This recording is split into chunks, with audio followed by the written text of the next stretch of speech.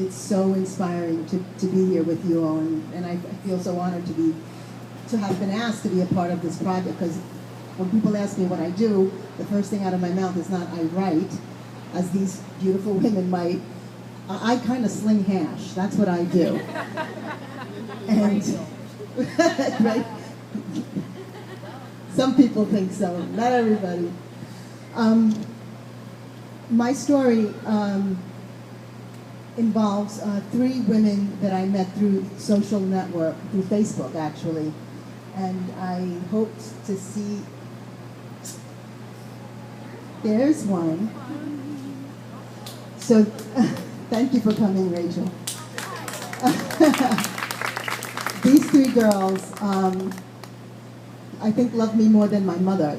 Anytime that I posted a recipe, or they would repeat my recipes, they would post pictures, they were just so incredibly supportive, and I decided that in order to thank them, I would invite Rachel, Mimi, and Ophelia to my house on a Saturday to give them a private cooking lesson, and then we would sit down together as a family and eat. So the first thing I got out of them was, oh my God, what do I wear? I gotta do my hair.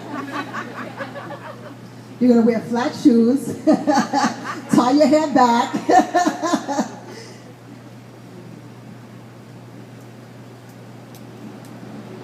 With the strudels already assembled, we pan-seared the chicken breast to a golden brown on the outside and then placed them in the oven to finish roasting gently at 350 degrees.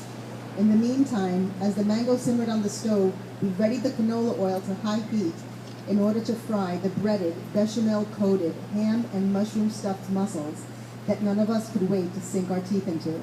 It warmed my heart to realize that the nascent relationships that had originated through social media were flowering not only before my very eyes, but entirely in my kitchen. With one eye on the clock, I managed to keep my charges on schedule, and it suddenly occurred to me to wonder what poor Mimi's husband, who had been banished from the house, was doing to keep himself busy on a dreary and damp Saturday afternoon. Mimi called her husband to join us. John had been banished from the kitchen to keep from getting underfoot. Carolina set the table in anticipation of our delicious repast. I was in my zone now, with one eye on each component, directing them to check your seasonings, adjust the heat on that oil, and skim the skin off that gravy. As they managed the kitchen with ballet-like precision, I was reminded of how much I love to teach my craft and of my mommy's indoctrinations of finding our joy in the room which is the soul of any home, the kitchen. Our countdown was now in high gear. We removed the chicken breast from the ovens, drained the finished mussels, and placed the strudels in the oven to bake while we sat down to enjoy our dinner. We gave the Brussels sprouts a very gentle saute, and in the 2 minutes it took to cook the sprouts, the girls shared what an absolutely unforgettable experiences had been for them and how privileged they felt to be given the opportunity to cook and dine in my home. It was a very emotional moment for me, one which ended in a group hug. It was then I realized that these women and I had shared an experience that would bond us for life. We had become comadres in the truest sense of the word. It would be an understatement to say that all those hours spent in the kitchen, subjected to mouth-watering fragrances and aromas, had whetted our appetites. We labored without rest and without much more than a few glasses of water or a cup of coffee. However, we still had a meal to get on the table, so I admonished my new comadres to forestall the tears of joy, at least until dessert. We untied the chicken breasts, sliced them, and served them with a side of the sweated, fennelled Brussels sprouts, and dressed the chicken with a silky gravy that was redolent of sweet mango and salty bacon.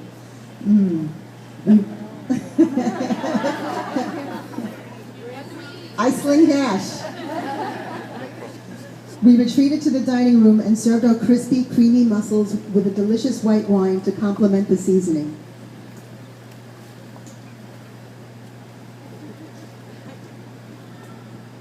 Then we proceeded to the stuffed roasted chicken breast and those delicious shaved Brussels sprouts. Mimi and Rachel dreamed of going to cooking school one day, but were not sure that they had what it took. I looked them squarely in the eye and I told them something that at one time or another I have told each of my children. No one ever gets to tell you that you are not smart enough, tough enough, tall enough, short enough, white enough, or brown enough. No one gets to tell you that you don't have what it takes, because only you and God know what you can call upon your reserves to do. And as a young Latina, the sky is the limit.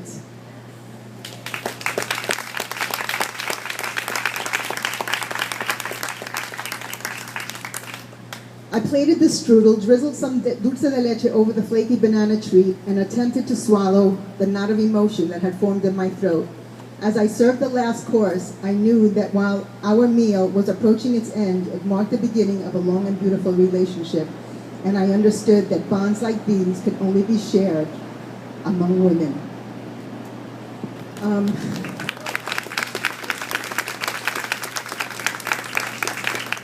I'm sorry that Mimi wasn't able to make it here. As a result of that afternoon in the kitchen, Mimi quit her job and enrolled at the French Culinary Institute, my alma mater. And I graduated as a chef, yeah. So, ladies, the kitchen is a great place to bond with your comadres, with your family, with your daughters, with your friends. I encourage you to do so.